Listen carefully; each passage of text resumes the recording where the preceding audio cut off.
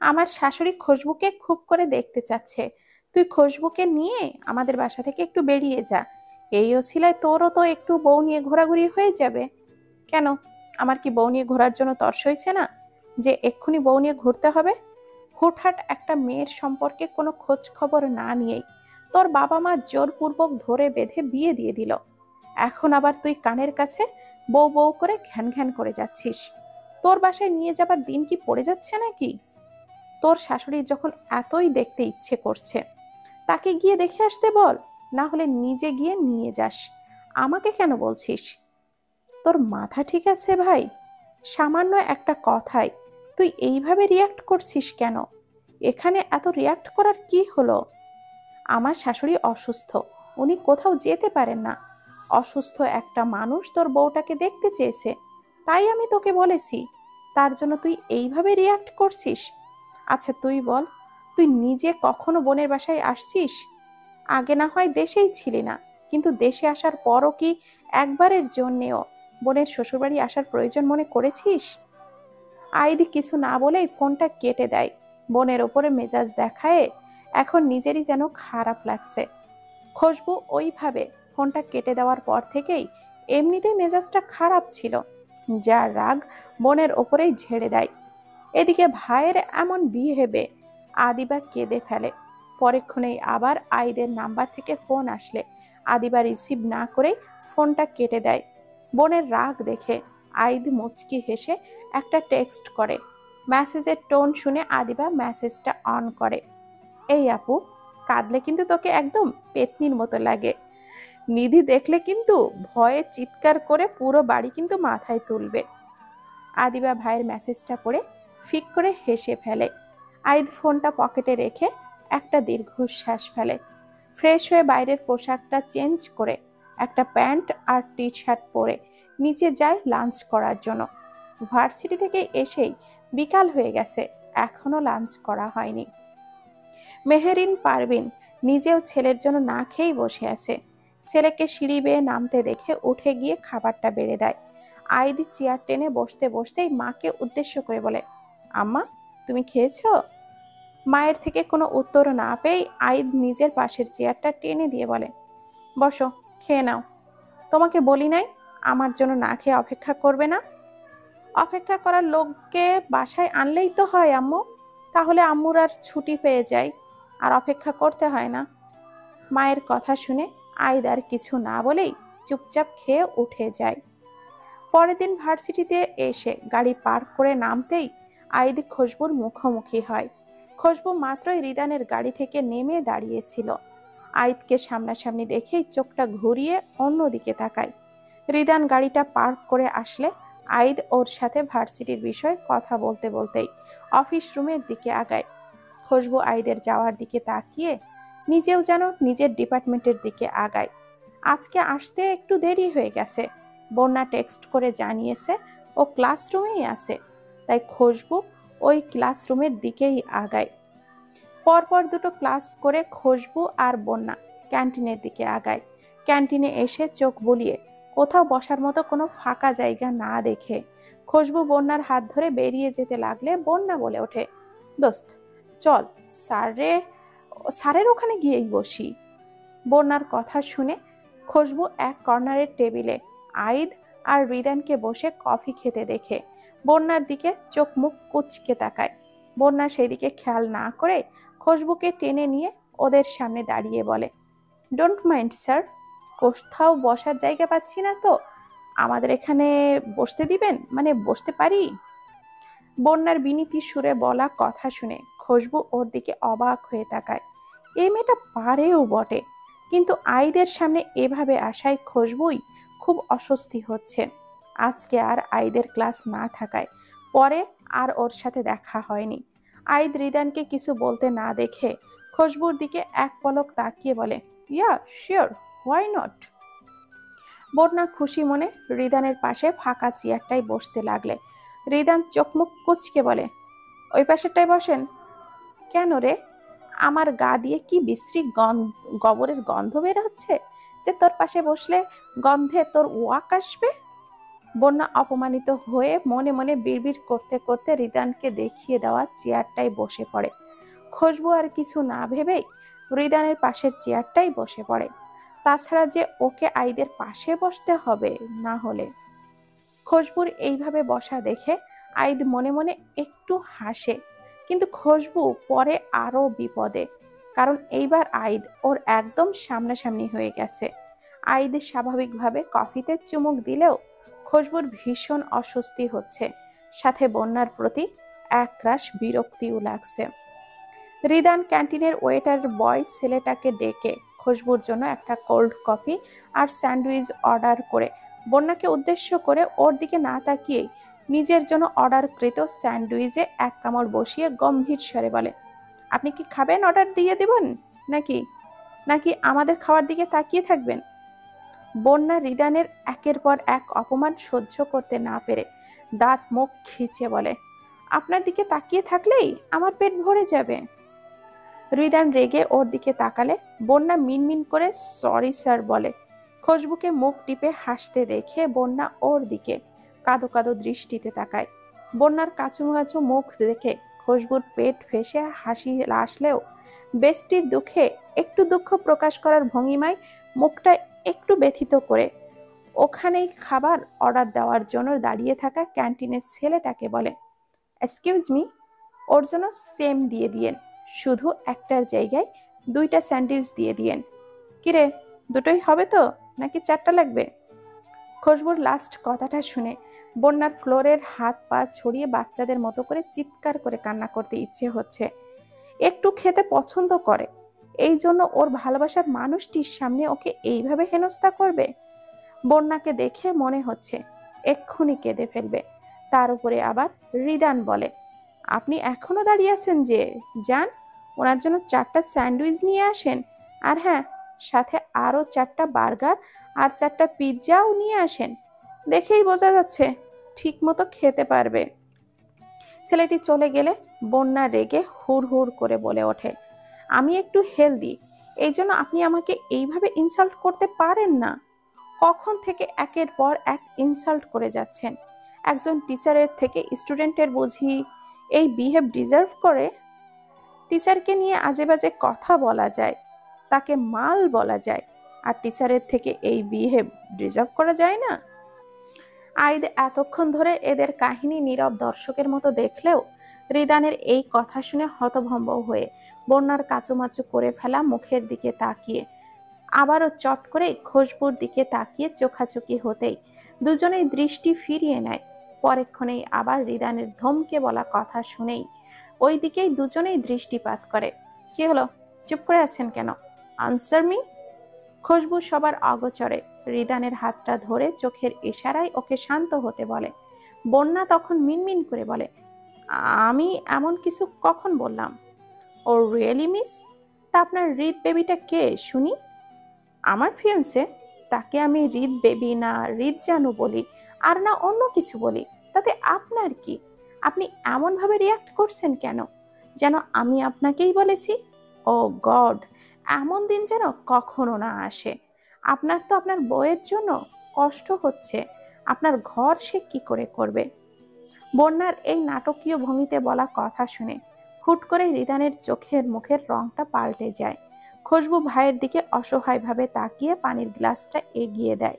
রিদান পানিটা খেয়ে খুশবুর মাথায় হাত দিয়ে বের হয়ে যায়। খুশবু সেই দিকেই তাকিয়ে বন্যাকে বলে, তোর কি সবসময় উল্টাপাল্টা না বললে শান্তি হয় না, তাই না রে? খাবার খেতে এসে গেছে, সব খাবার খায় এখন তুই। আমি বাসায় যাচ্ছি। যা বাবা। স্যার না হয় ধমকিয়ে উঠে গেল, আবার খুশবু রানীরই বা কি হলো? কিছুই তো বুঝলাম না। সে যাই হোক, এত খাবার আমি কি এখন একা খাবো? আর এত টাকাও তো আমার কাছে নেই। এত খাবার অর্ডার যখন দিয়েছে তখন বিলটাও তো দিয়ে যেতে পারতো। আপনি এগুলো ওনাকে পার্সেল করে দিয়ে দেন। আইদের কথা শুনে বন্যা লজ্জা পেয়ে যায়। আইদকে উঠে গিয়ে বিল পেমেন্ট করতে দেখে ওর লজ্জাটা আরো দ্বিগুণ হয়ে যায়। ওর এই সব শুনেই আইদ টাকা দিয়ে দিল। সিসি, কি লজ্জার বিষয়! বন্যা পার্সেলগুলো দেখে তার ভেতর আবারও অনেকগুলো চকলেট দেখে হতভম্ব হয়ে ওয়েটারকে জিজ্ঞাসা করলে সে জানায় স্যার চকলেটগুলো দিতে বলেছেন।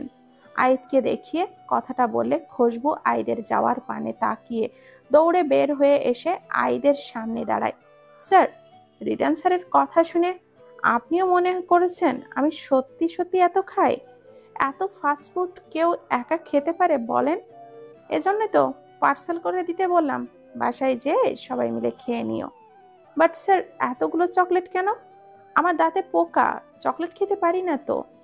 দাঁতে পোকা শুনেই আইদ মনে মনে ভাবে, সত্যি মেয়েটার মাথায় প্রবলেম আছে, কোথায় কি বলতে হয় জানে না, বাট ইনোসেন্ট আছে। তাই তো নির্দ্বিধায় সত্যিটা বলে দিল। আইদের ঠোঁটের কোণে হাসি ফুটিয়ে বলে, বাসার বাচ্চাটাকে দিয়ে দিও, ঠিক আছে? বন্যাকে হতভম্ব করে আইদ আর ওকে কিছু বলার সুযোগ না দিয়ে দ্রুত হেঁটে চলে যায়। খুশবু বাইরে আসতে আসতেই রিদানের গাড়ি নিয়ে বের হয়ে যায়। খুশবু এখন বিরক্ত মুখে রোদের মাঝে রিকশার জন্য ওয়েট করছে। পাশে গাড়ির হর্নের শব্দে খুশবু ফিরে তাকালে আহিদ ড্রাইভিং সিট থেকে গাড়ির ফ্রন্ট ডোর খুলে দেয়। খুশবুকে দেখে তাও এক ধানে দাঁড়িয়ে থাকতে দেখে আইদ নরম সুরে বলে, উঠে এসো। খুশবু আইদের দিকে কিছু সময়ের জন্য তাকিয়ে থমকে ছিল। মানুষটার মুখের দিকে তাকালে খুশবু আর চোখ ফেরাতে পারে না। মনের সব ঘৃণ্য অনুভূতিও কিছু সময়ের জন্য যেন সে ভুলে যায়। আইদের কথা কানে আসতেই খুশবু চমকে উঠে ওর থেকে চোখ ফিরিয়ে নিয়ে গাড়িতে উঠে বসে। ডোরটা আটকে দিয়ে বাইরের দিকে তাকিয়ে থাকে। কয়েক সেকেন্ড পর আইদিকে নিজের খুব কাছে অনুভব করে সামনে ঘুরে ওকে দুই হাতে ধাক্কা মারে, কিন্তু খুশবুর শক্তির সাথে আইদের একটু নড়চড় হয় না। Don't টাস্ট me. লজ্জা করে না এভাবে কাছে আসতে? ভার্সিটির সামনে রাস্তার মাঝেও এইসব শুরু করেছেন? সি, আপনার থেকে এর থেকে বেশি কি বা আশা করা যায়? আইদি সিট বেল্টটা বেঁধে দিয়ে সরে বসতেই খুশবু হতভম্ব হয়ে যায়। আইদি কিছুক্ষণ গাড়ির স্টিয়ারিংয়ে হাত রেখে নিজের রাগটাকে কন্ট্রোল করার চেষ্টা করে গাড়ি স্টার্ট দেয়। খুশবু আইদকে রেগে যেতে দেখেও কিছু না বলে গাড়ির গ্লাস দিয়ে বাইরের দিকে তাকিয়ে থাকে। বাসার সামনে গাড়ি থামলে খুশবু গাড়ি থেকে নেমে না নেই অন্যদিকেই তাকিয়ে থেকেই বলে, রোজ রোজ আমাকে এভাবে পৌঁছে দেওয়ার কোনো প্রয়োজন নেই, আমি একা একাই যাতায়াত করতে পারি। আর কিছু? আইদের এমন কথা শুনে খুশবু কিছু না বলে গাড়ি থেকে নেমে যেতে লাগলে আইদের কথাটা শুনে থমকে যায়। ফার্স্ট অ্যান্ড লাস্ট বারের মতো বলছি, ফার্দার আমার সাথে এমন বিহেভ করার সাহস করবে না।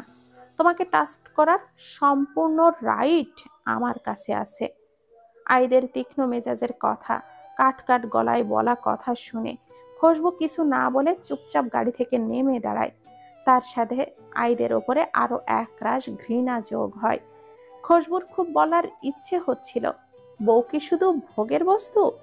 কিন্তু রাগে ঘৃণায় আর কিছু না বলেই গাড়ি থেকে নেমে আসে। বন্যা বাসায় এসে কলিং বেল দিলে ওর ভাবি দরজাটা খুলে দেয়। বন্যা মুচকি হেসে হাতের ব্যাগটা ভাবির হাতে দিলে উনি ব্যাগের ভেতর দেখে বলে, এত সব কিনেছো? ভাবি, ভাবিকে সত্যটা বলা যাবে না, স্যার দিয়েছে শুনলে আবারও উল্টোপাল্টা ভাবতে শুরু করে দেবে। বন্যা তখন মনে মনে বলে, কেন ভাবি, আমি কি তোমাদের জন্য কিছু আনতে পারি না? অবশ্যই পারো, বাট এত সব আমার ভেতরে, আবার অনেকগুলো চকলেট। তা চকলেট বুঝি তোমার ছোট আম্মাজানের জন্য? হুম। ভাবি, আমি ফ্রেশ হয়ে আসছি।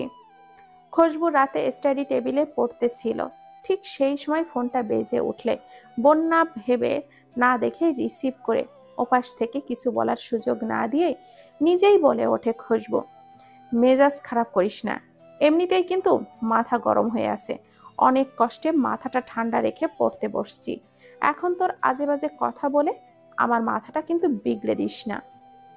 ফাইনাল এক্সামের তো ডেট দিয়ে দিয়েছে, প্রিপারেশন কেমন তোমার? কথাটা শুনেই ফোনের নাম্বারের দিকে তাকিয়ে খুশবু হতভম্ব হয়ে যায়। তার সাথে মেজাজটাও খারাপ হয়ে যায়।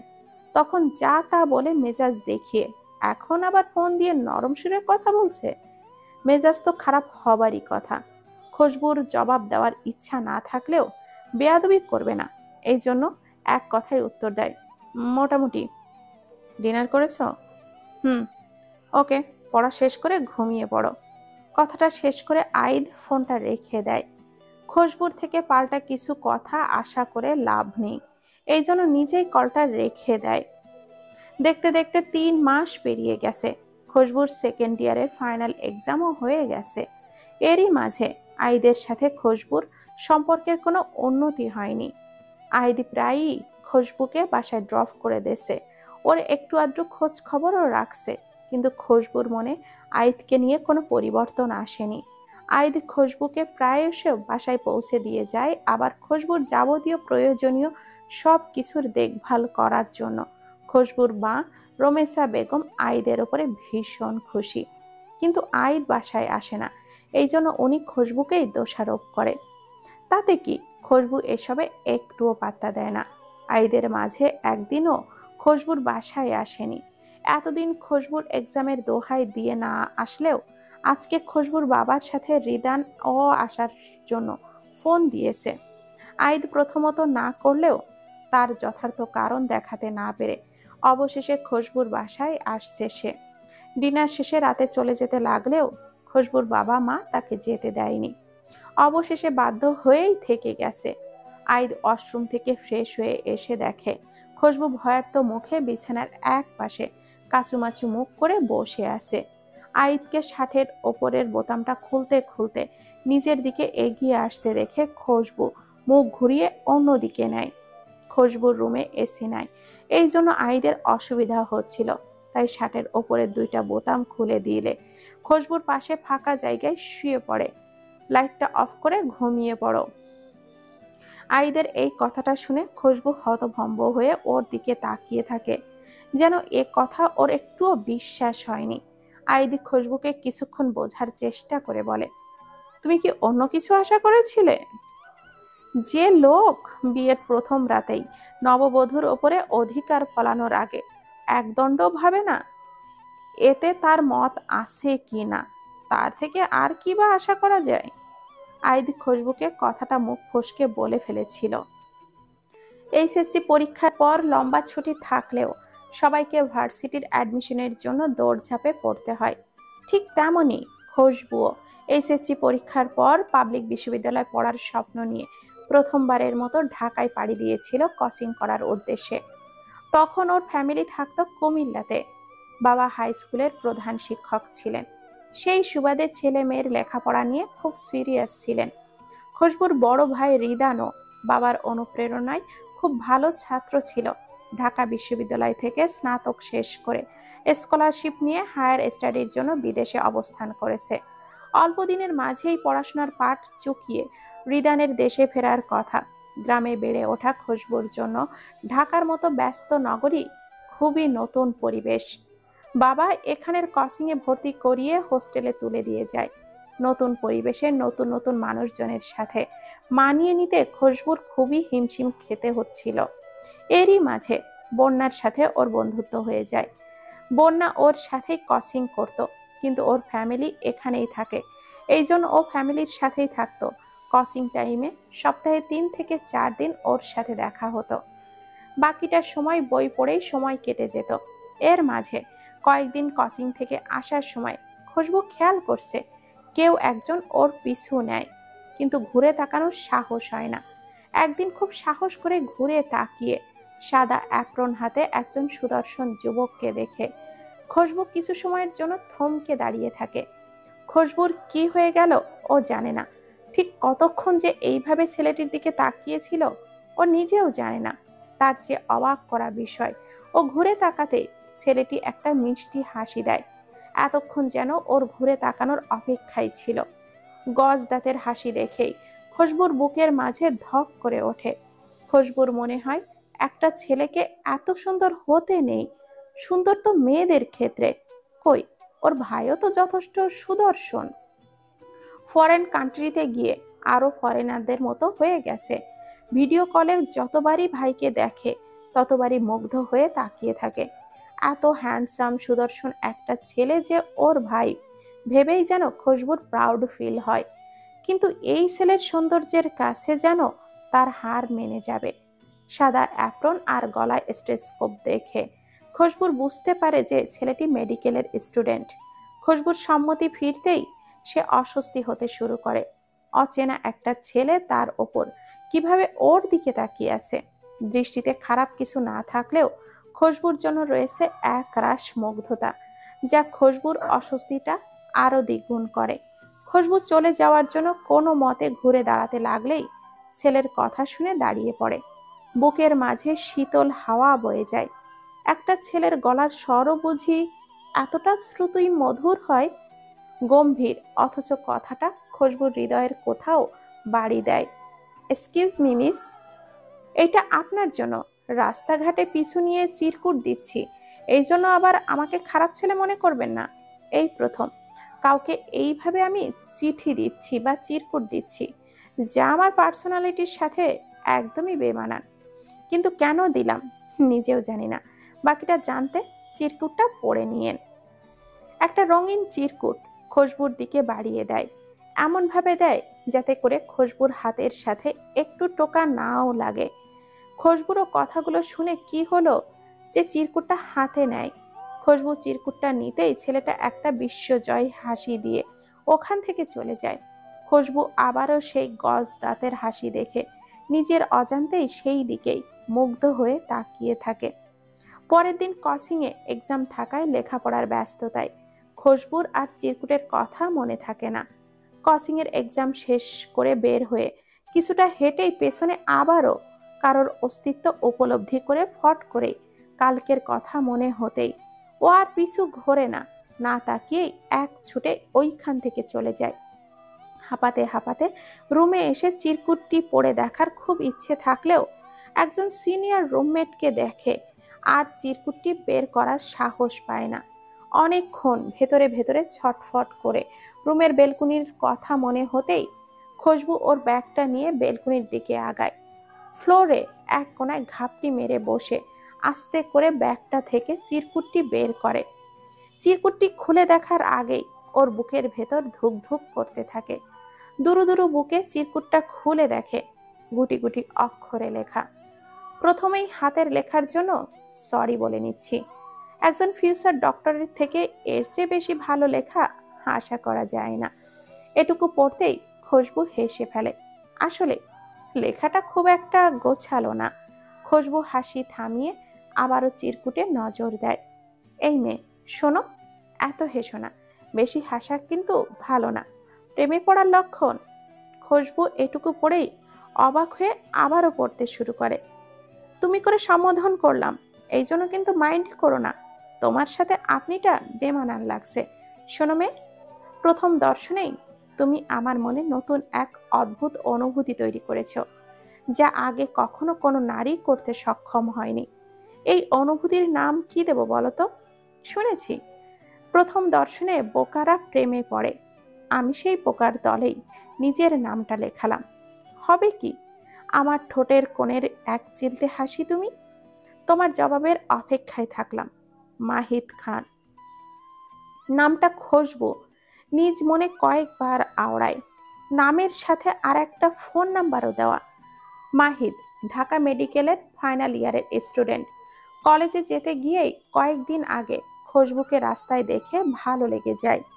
বলতে গেলে লাভ অ্যাট ফার্স্ট সাইট। কয়েকদিন থেকেই খুশবুকে ফলো করেই চিরকুটটা দেয়। কিন্তু খুশবুকে গতকাল ওইভাবে চলে যেতে দেখে আজকে অস্থির হয়ে ওর জন্য অপেক্ষা করছে। ও জানে খুশবুর এখনো কোচিং শেষ হবার টাইম হয়নি, তখনও অপেক্ষা করছে। বেশ কিছুক্ষণ অপেক্ষার পর সেই কাঙ্ক্ষিত সময়ে খুশবুকে আসতে দেখে ওর দিকে ছুটে গিয়ে ওর সামনে গিয়ে দাঁড়ায়।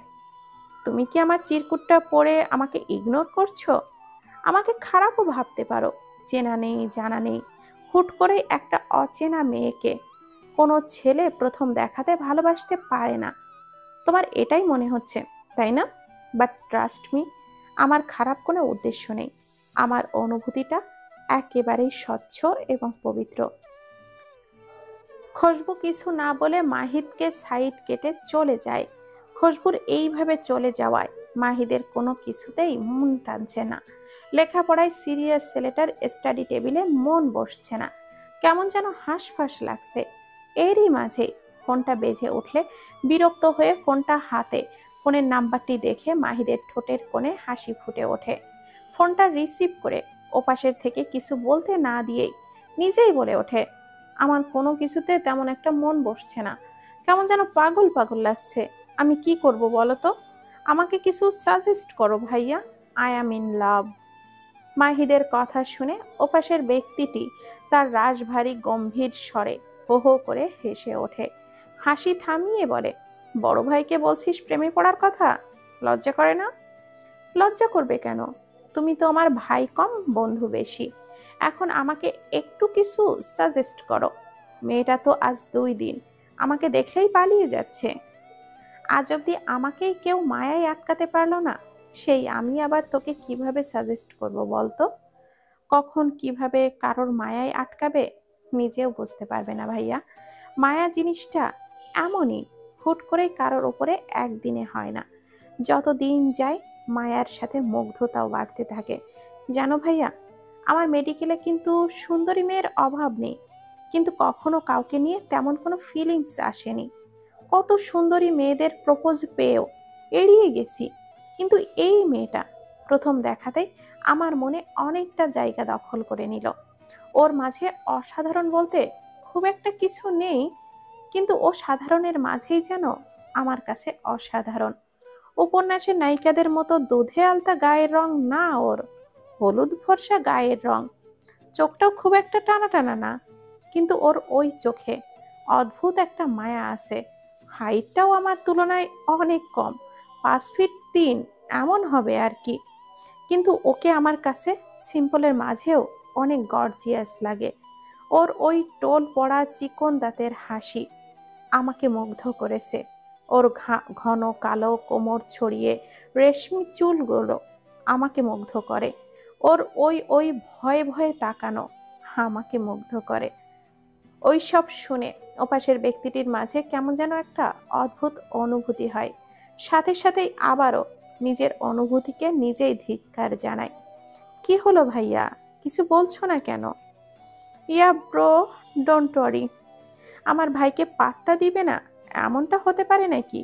আমার ভাই কি কোনো দিক থেকে কম নাকি? সবচেয়ে বড় কথা, আমার ভাইয়ের মতো দুটো ছেলে হয় নাকি? শুভ কামনা রইল ভাই, দোয়া করো ভাইয়া। দুজন কিছুক্ষণ এইভাবে টুকটাক কথা বলে ফোনটা রেখে দেয়। ফোন রাখতে গিয়ে ইনবক্সে একটা আননোন নাম্বার থেকে টেক্সট দেখে মাহিদ মেসেজটা অন করতেই ওর চোখের সামনে ভেসে ওঠে, আপনার ঠোঁটের কোণের এক চিলতে হাসি হতে পারবো কিনা জানি না, কিন্তু আপনার ওই গজদাঁতের হাসিটা আবারও দেখতে চাই। মেসেজটা পড়েই মেসেজের মালিকটিকে চেনে, আর নিজের কাঙ্ক্ষিত উত্তরটি পেয়ে মাহিদ নিজেই গজদাঁত বের করে হেসে ফেলে। সাথে সাথে নাম্বারটিতে ফোন দিলে কিছুক্ষণের মাঝেই ওপাশ থেকে রিসিভ হয়, কিন্তু কোনো কথা বলছে না। মাহিদ নিজেই বলে, তোমার ওই টোল পড়া হাসিটা আমি বারবার দেখতে চাই, আজীবন মুগ্ধ হয়েই দেখতে চাই। তোমাকে সুন্দর একটা নামে ডাকতে চাই, দেবে নাকি সেই অধিকার আমাকে?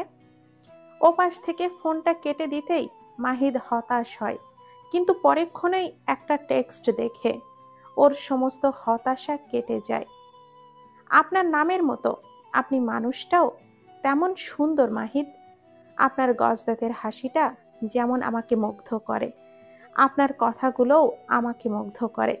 এভাবে দুজনের মাঝে টুকটাক কথাবার্তা দেখা সাক্ষাৎ হতে হতে অল্প দিনেই দুজন দুজনকে ভীষণভাবে ভালোবেসে ফেলে। মাহিদের চোখে নিজের প্রতি অফুরন্ত ভালোবাসা খুশবু মুগ্ধ হয়ে দেখে। মাহিদ খুব খুশবুকে ভালোবেসে সুখ পাখি বলে ডাকে। খুশবু একদিন ওকে জিজ্ঞাসা করে সুখ পাখি বলার কারণ। মাহিদ বলেছিল, তোমাতেই সুখ নিহিত, তুমি আমার সুখ পাখি। মাহিদের এইসব কথা শুনে খুশবু লজ্জায় লাল নীল হলেও ওর ওইসব কথা শুনে খুশবুর মনে একরাশ ভালো লাগা ছেয়ে যায়। তার সাথে মাহিদের প্রতি ভালোবাসা। খুশবু মাঝে মাঝে ভেবে পায় না এত অল্প সময়ে কি করে এতটা ভালোবাসা যায়। খুশবুকে নিয়ে মাহিদের ছোট ছোট পাগলামো, কেয়ার, ভালোবাসা খুশবুকে ভীষণভাবে মুগ্ধ করে। খুশবুকে নাকি মাহিদের সবসময় পুতুলের মতো সাজিয়ে গুছিয়ে নিজের সামনে বসিয়ে মুগ্ধ হয়ে দেখতে ইচ্ছে করে। মাহিদের এমনও হাজারো কথা খুশবুকে ভীষণ লজ্জায় ফেলে। খুশবুর মাঝে মাঝে ভীষণ ভয় হয়, এত ভালোবাসা ওর কপালে থাকবে তো? মানুষটা ওকে প্রতিনিয়ত মুগ্ধ করে। এই যেমন ওদের সম্পর্কের 3 মাস হয়ে গেছে, এতদিনে মাহিদ ওর হাতটাও পর্যন্ত ধরেনি। খুশবুর এইচএসসি রেজাল্টও বের হয়ে গেছে। খুশবু গোল্ডেন A+ পেয়ে উত্তীর্ণ হয়েছে।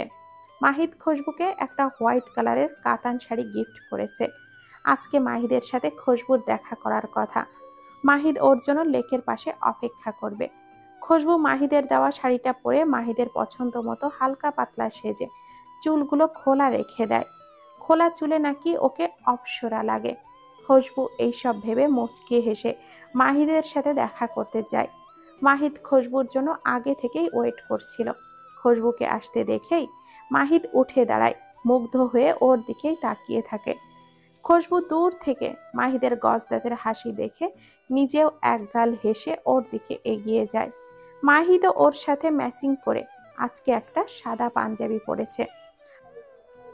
প্রথমবার পাঞ্জাবি পরিহিত মাহিদকে দেখে খুশবু ওর থেকে চোখ সরাতেই পারছে না। ঠিক তেমন মাহিদও খুশবুর থেকে চোখ সরাতে পারছে না।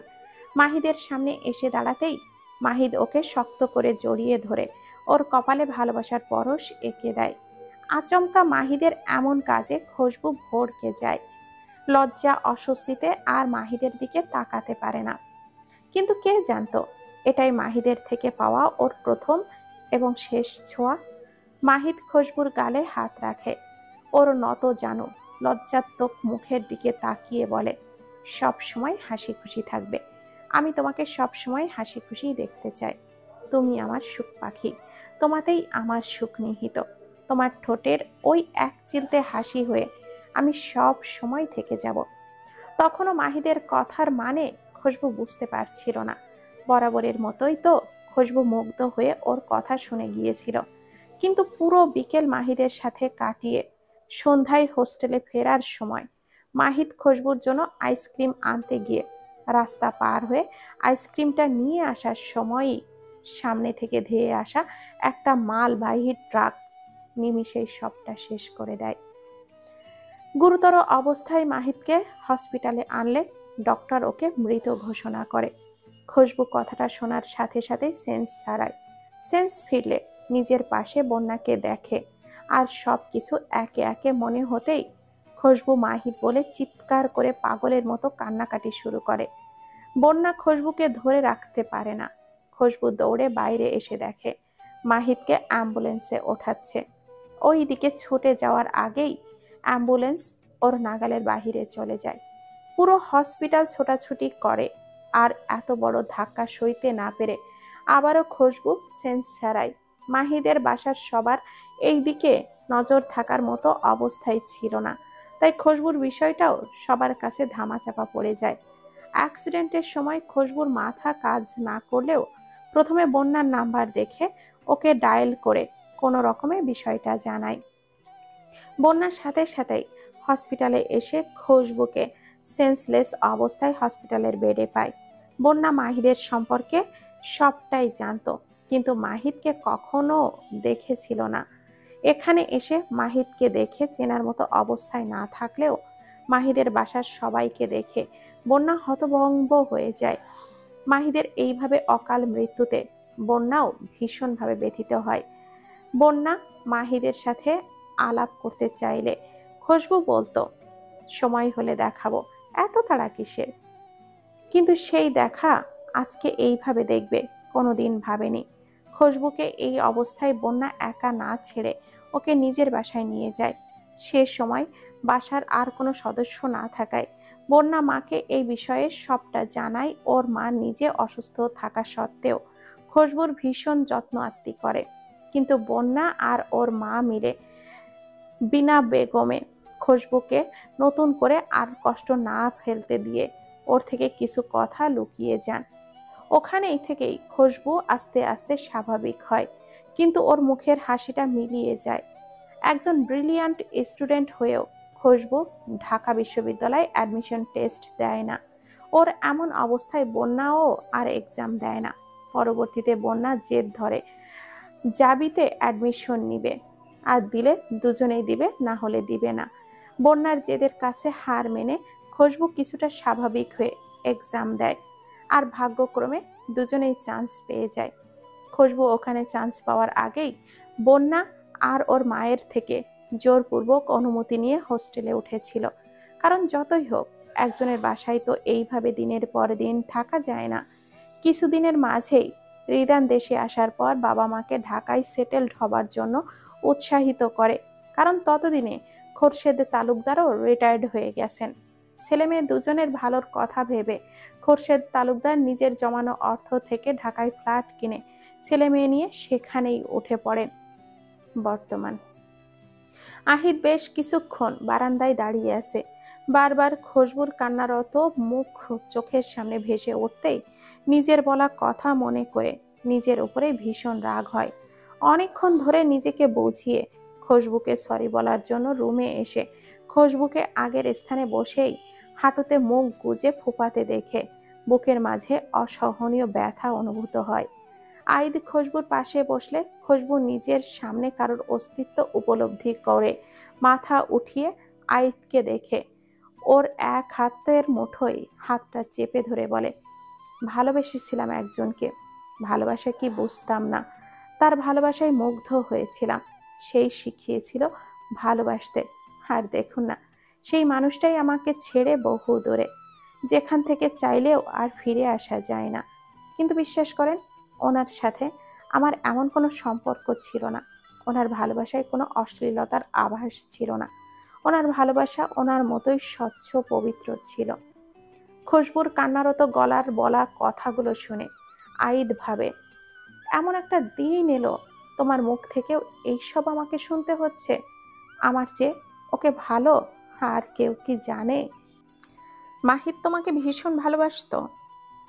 আইদের মুখে মাইদের নাম শুনে খুশবু চমকে ওর দিকেই তাকায়। প্রথমবারের মতো আইদের চোখে পানি দেখে। আইদি চোখের পানিটা আঙ্গুল দিয়ে ছিটকে ফেলে খুশবুর চোখের পানি মুছে দিয়ে ওকে শুয়ে পড়তে বললে খুশবু শুয়ে পড়ে। আইদ ওর গায়ে পাতলা কম্বলটা টেনে দেয়। এতক্ষণ বসে থাকায় খুশবুর হাত পা অনেকটাই ঠান্ডা হয়ে গেছে। খুশবুকে নিজের দিকে তাকিয়ে থাকতে দেখে আইদ ওখান থেকে উঠে চলে যায়। রুমের দরজা খুলতে দেখে মনে করে আইদ চলে যাচ্ছে। খুশবুর চোখ থেকে আবারও 2 ফোঁটা অশ্রু গড়িয়ে পড়ে। দরজা দেওয়ার শব্দে খুশবু ওই দিকে তাকিয়ে দেখে আইদের হাতে গ্লাস, জগ গ্লাস ভেঙে ফেলেছে, তাই বাইরে থেকে পানি আনতে গিয়েছিল ভেবে খুশবুর চোখটা বন্ধ করে নিতে লাগলে আইদ ওকে ধরে তুলতে গিয়ে হাতটা গুটিয়ে নেয়। দেখে খুশবু নিজেই উঠে বসে। আইদ ওর দিকে পানির গ্লাসটা বাড়িয়ে দিলে খুশবু অবাক হয়ে তাকায়। এই মানুষটা ওর সব ভালো মন্দ খেয়াল রাখে, আর তাকে নিয়েই ও কত ভুল ধারণা পোষণ করে রাখছিল। এখন তো ওর সত্যি পানির প্রয়োজন ছিল। গলাটা শুকিয়ে কাঠ হয়ে আসছে। পানিটা ঢকঢক করে এক নিঃশ্বাসে শেষ করে। আইদ গ্লাসটা রেখে দিয়ে ওয়াশরুমে গিয়ে চোখে মুখে পানির ছিটা ছিটিয়ে এসে খুশবুর পাশে দূরত্ব মেপে শুয়ে পড়ে। আপনি মাহিদের বড় ভাই? খুশবুর কথা শুনে আইদ ওর দিকে এক পলক তাকিয়ে চোখ ফিরিয়ে নিয়ে ছাদের সিলিং এর দিকে দৃষ্টিপাত করে আস্তে করে বলে, হুম। অতীতটা একটু শর্টকাটে দেওয়ার চেষ্টা করলাম আর কি। আস্তে আস্তে পুরোটা ক্লিয়ার হবে। এখনো রিদানের অতীত সামনে আসবে। মাহিদ আপনাকে ভীষণ ভালোবাসতো। আপনার কথা অনেক বলেছে, কিন্তু কখনো বলেনি আপনারা দেখতে একই রকম। আপনাকে দেখলেই আমার আরো মাহিদের কথা বেশি মনে পড়ে। বলতে বলতেই খুশবু মাহিদের এক হাত চেপে ধরে হাউমাউ করে কেঁদে ওঠে। আইদ খুশবুর চেপে ধরে রাখা হাতটার ওপরে নিজের আরেক হাত রেখে নিজেও নিঃশব্দে অশ্রু বিসর্জন দিতে থাকে। খুশবু কান্না করতে করতে আইদের অনেকটাই কাছে চলে আসছে। এই জন্য আইদের চোখের পানি নিজের গায়ের উপরে গড়িয়ে পড়তেই সাথে সাথে নীরব হয়ে যায়। খুশবু তো খুব বেশি দিন মাহিদের সঙ্গ পায়নি, কিন্তু এই মানুষটার সাথেই তো মাহিদের পুরো জীবনটাই জড়িয়ে ছিল। তাহলে তার কষ্টের কাছে খুশবুর কষ্টটা নিতান্তই তুচ্ছ। এসব ভেবে খুশবু মনে মনে নিজেকে শক্ত করে আইদের সামনে আর কখনো মাইতকে নিয়ে কাঁদলে চলবে না, শক্ত হতে হবে। খুশবু চট করেই এক হাত উঠিয়ে আইদের চোখের পানিটা মুছে দেয়। খুশবুর কাজে আইদ চমকে উঠলেও প্রকাশ করে না। খুশবুকে অপূর হয়ে নিজের দিকে তাকিয়ে থাকতে দেখে আইদ বলে, ঘুমাও।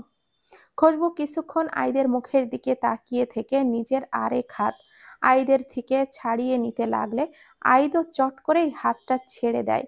কিন্তু ওকে অবাক করে খুশবু উঠে আইদের কাছাকাছি আধ শোয়া হয়ে ওর মাথায় হাত বুলিয়ে দিতে থাকে। খুশবুর নরম হাতের স্পর্শে আইদও সব ভুলে নিশ্চিন্তে ঘুমিয়ে পড়ে।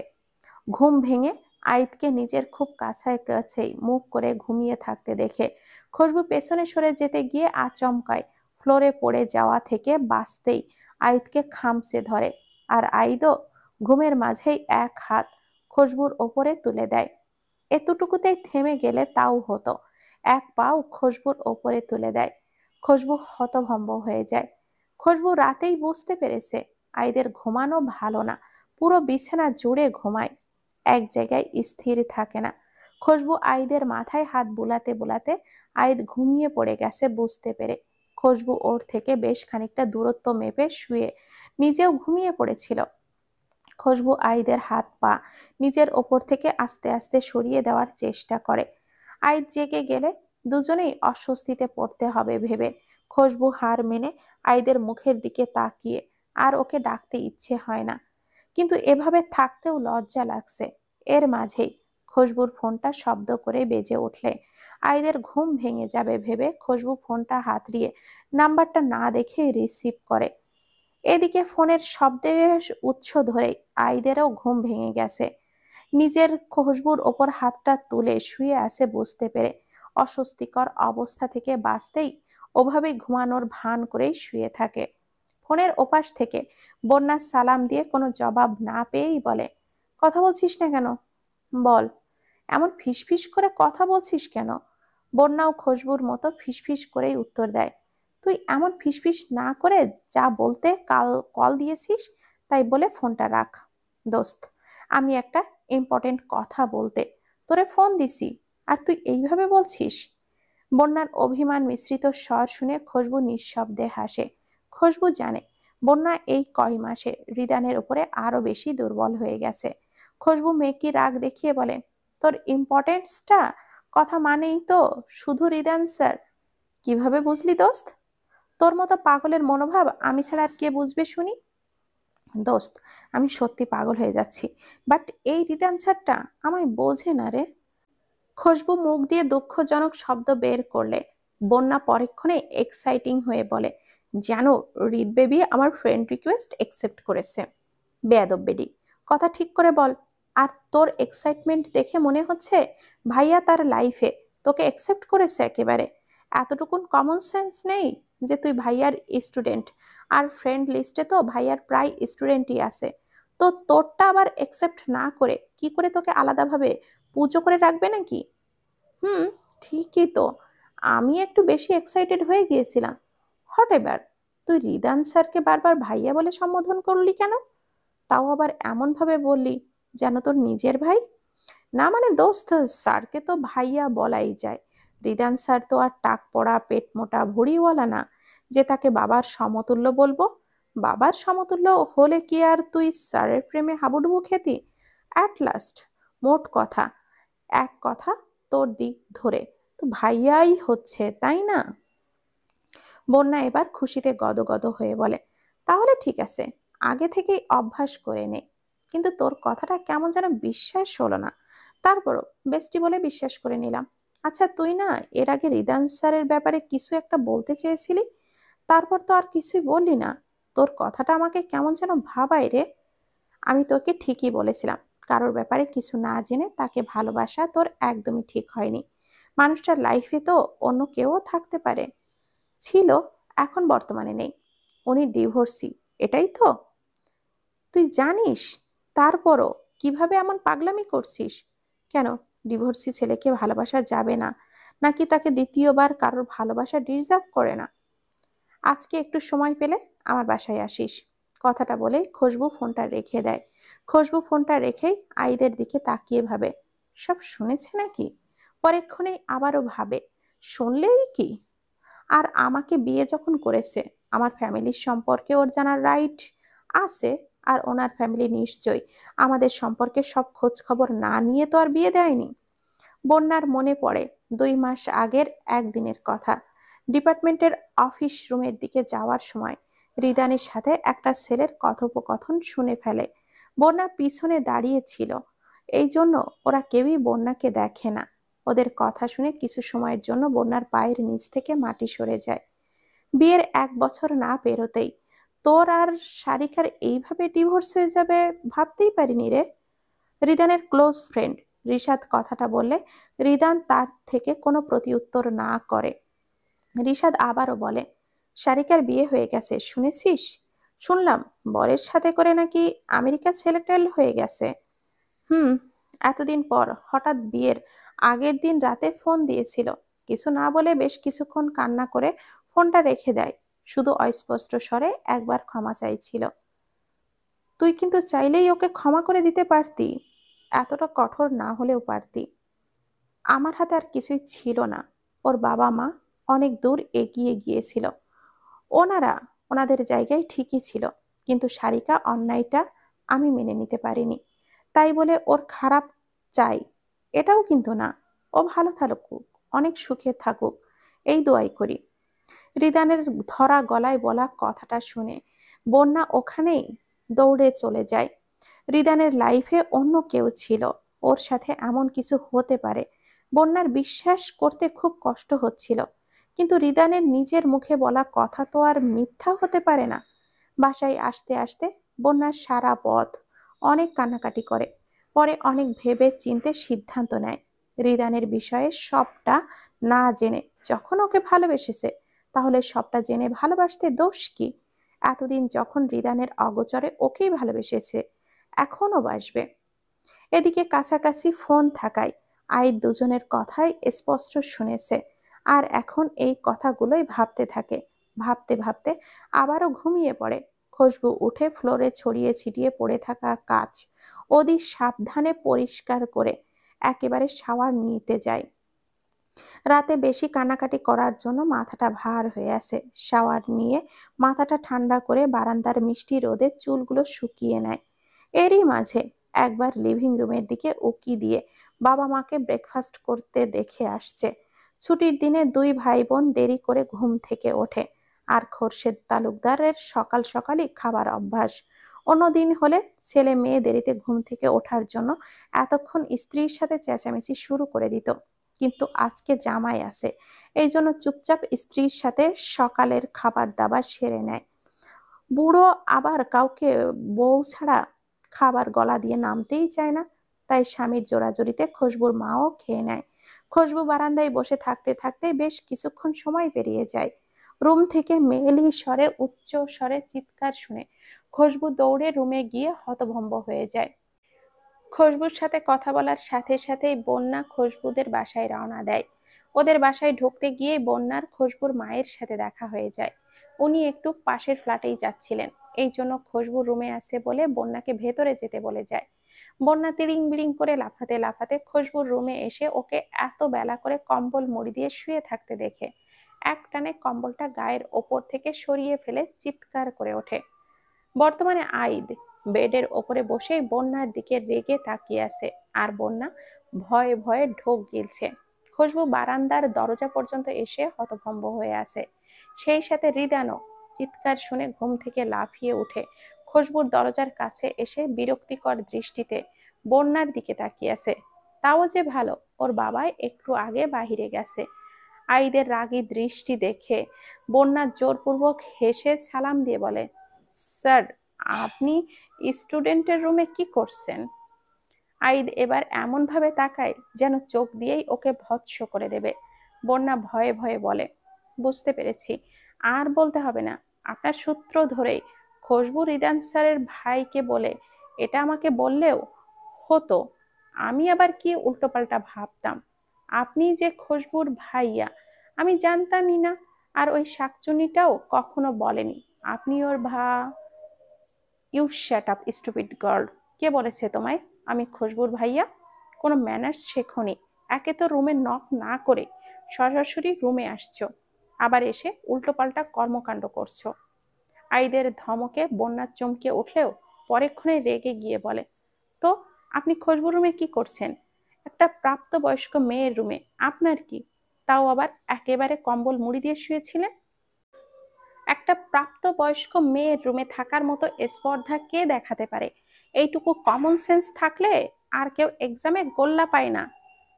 বন্যা ক্লাস টেস্টে একবার 0 পেয়েছিল, এই জন্য রিদান সুযোগ বুঝে খোঁচা মেরে দেয়। কথাটা শুনে বন্যা দরজার কাছে উস্কো খুস্কো চুলে রিদানকে বিরক্তিকর মুখে দাঁড়িয়ে থাকতে দেখে হা করে তাকিয়ে থেকে বলে, হাউ সুইট। আপনার দিকে তাকিয়ে থাকতে থাকতেই তো এখন এক্সাম টাইম শেষ হয়ে গিয়েছিল, টেরই পেয়েছিলাম না। আপনাকে এত কিউট হতে কে বলেছিল? চোখ সরানো দায় হয়ে যায়। সারাক্ষণ তাকিয়ে থাক। Stop this nonsense. বন্যার কথার মাঝেই হৃদান চিৎকার করে ওঠে, বেয়াদব মেয়ে, ভুলে গেছো আমি তোমার কে হই? অসভ্য মেয়ে। এমন চিৎকার দেশে সাত সকালে যেন বাসায় ডাকাত পড়ছে। বন্যা ধমক খেয়ে প্রথমে ভয় পেলেও পরেক্ষণে খুশবুর দিকে তাকিয়ে বলে, তোকে পরে দেখে নিচ্ছি শয়তানটা, আগে তোর ভাইকে দেখি। বলেই রিদানের সামনে দাঁড়িয়ে কোমরে হাত রেখে বলে, বেলা 10টার সময় আপনার সাত সকাল? হ্যাঁ, আর আমার 10টায় সকাল হোক আর 12টাই হোক, তাহলে তোমার কি? এত সকাল